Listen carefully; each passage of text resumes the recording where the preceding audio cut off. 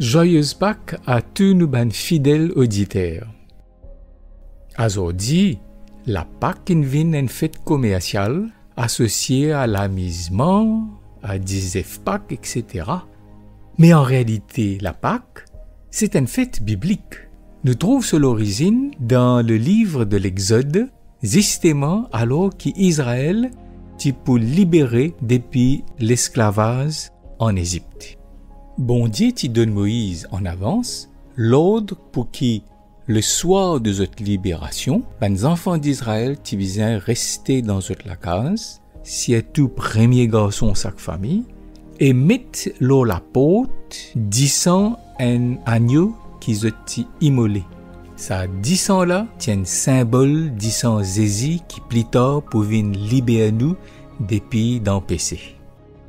Et ça soir de la Pâque, alors qu'il y a une lance exterminateur qui passe sur le pays d'Égypte, et frappe dans chaque famille égyptienne, premier garçon, quand il passe le camp que ban esclave qui était, un pays qui s'appelle Gozen, à cause ça disant qu'il tire la porte, aucun ban premier-né israélite qui fin exterminé. Nous besoin rappeler que sa calamité qui fin tombe dans l'Égypte là, c'était pas la première. Bon Dieu fin prend patience. Quand l'Étine à travers Moïse donne l'ordre les rois pharaons pour libérer sur les peuples, Pharaon pas accepté. Finena avant ça 9 calamités qui démontraient puissance bon Dieu. À partir de deuxième calamité, chaque fois Pharaon dit enlève calamité là et me pour les autres aller. Mais après, il répond aux paroles, il n'a pas les autres aller.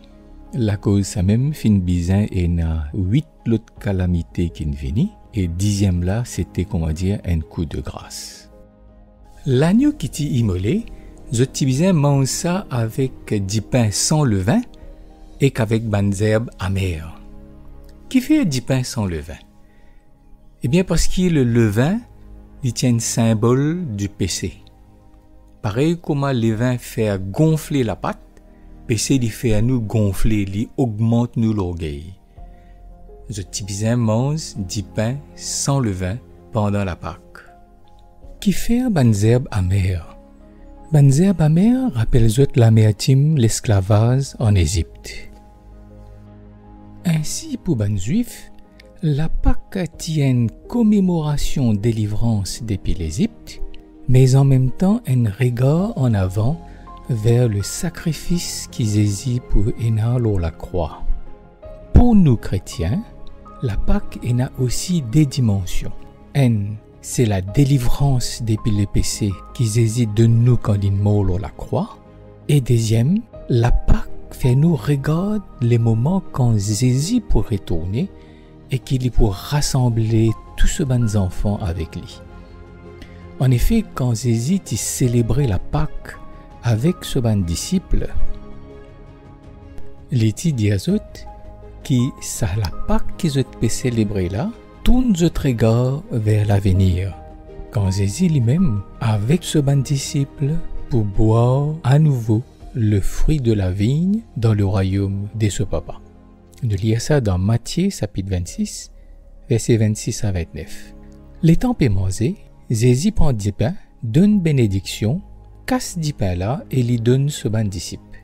Il dit, prends, mangez, ça même molécule. Après Jésus prend coupe du vin, lui rend grâce et lui donne ce bon disciple.